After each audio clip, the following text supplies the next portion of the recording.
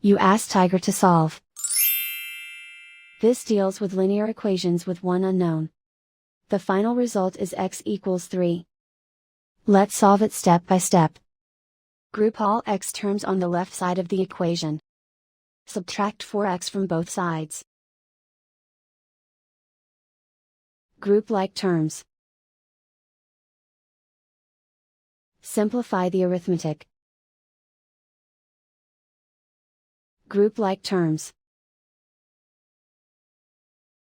Simplify the arithmetic. Group all constants on the right side of the equation. Subtract 15 from both sides. Simplify the arithmetic.